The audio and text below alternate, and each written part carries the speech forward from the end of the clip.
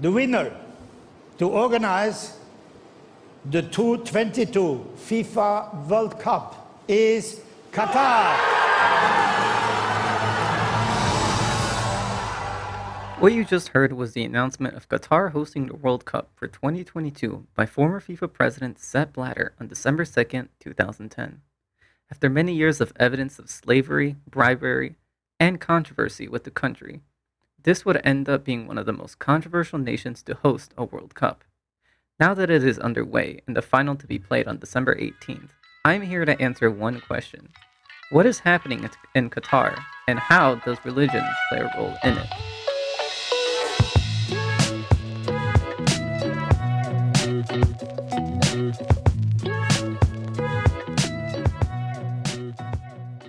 To get an understanding of the problems with the World Cup, it is important to understand Qatar as a whole and its religious aspects. Qatar is the first Arab nation to host a World Cup, and also the first country where the majority of the population is Muslim too. In a country of only 1.7 million, the majority of citizens are Sunni Muslims. The Constitution of Qatar states that everyone has the right to religious freedom. The law, however, is Sharia, or Islamic law. This means that even if you are Hindu, Christian, or Buddhist, you still have to live under Islamic law.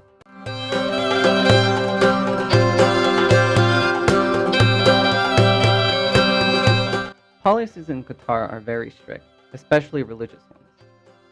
The royal family of Qatar, the Al Thani family, is the main ruling family and dominates key government ministries.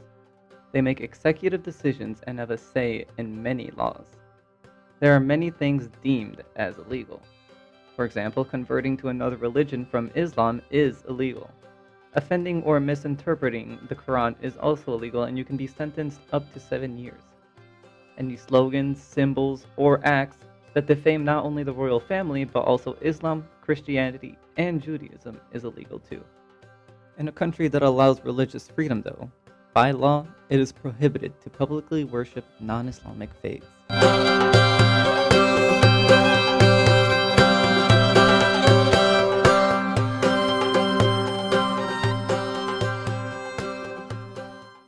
Qatar, like a few Arab nations, has a problem with the treatment of members of the LGBTQ community.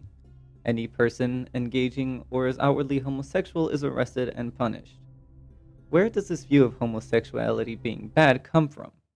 To understand, we look at the story of Lut and the destruction of Saddam.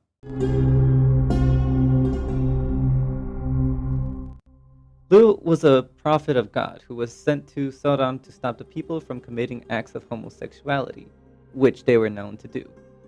He claimed that it was unnatural and it goes against God. His acts failed as the people protested against him and kept committing more acts of homosexuality instead. Because of this, God sent an angel to punish him in severe and cruel ways. What has this story led to in Qatar? The first incident was seen during the first game of Germany against Japan. Many European teams decided to wear an armband that said "One Love" in support of the LGBTQ community. Instead, FIFA threatened to fine the team and give any player that wears the armband a yellow card. When Germany went to take a picture, every team member covered their mouth to show that they were silent. Instead of the One Love armband, they were allowed to use FIFA's no discrimination ban, which people were not supportive. This, of course, did not only affect the players, but the fans too. Many fans have claimed that they were not allowed in for wearing LGBTQ accessories, having their items confiscated by the police.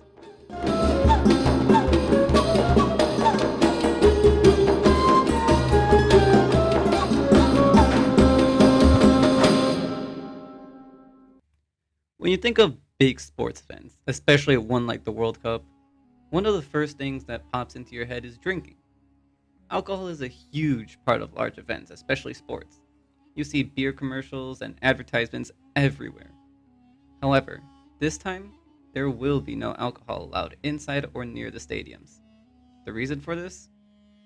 We look at the Quran. In chapter 5, Al-Ma'idah, where it says, "O believers, intoxicants, gambling, idols, and drawing lots for decisions are all evil of Satan's handiwork. So shun them so you may be successful."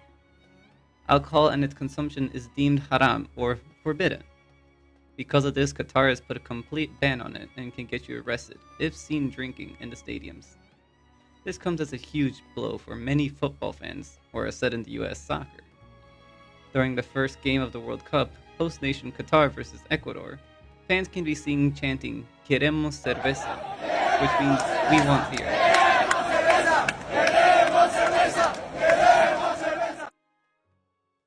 Because of Qatar's strict interpretation of the Quran and its laws, it has left many fans, especially Ecuadorians, thirsty for some beer. This, of course, not only left many fans disappointed, but has also left a huge impact on the World Cup sponsor, Budweiser.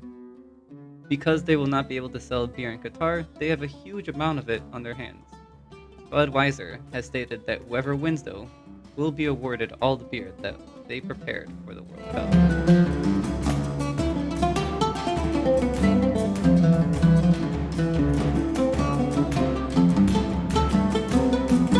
As the World Cup comes to a close on December 18th, people will look back at this as not only the best World Cup, but also the most controversial one. From how it started due to slavery and death to the restriction of freedom of speech from certain groups and strict policies towards the guests. What will happen to Qatar? Will it change its views towards the LGBTQ? Or will FIFA put a complete ban on international soccer events in Qatar? Only time can tell. Thank you so much for listening. I'm Lucas Venegas, and this was a dive into religion, the Qatar World Cup. Thank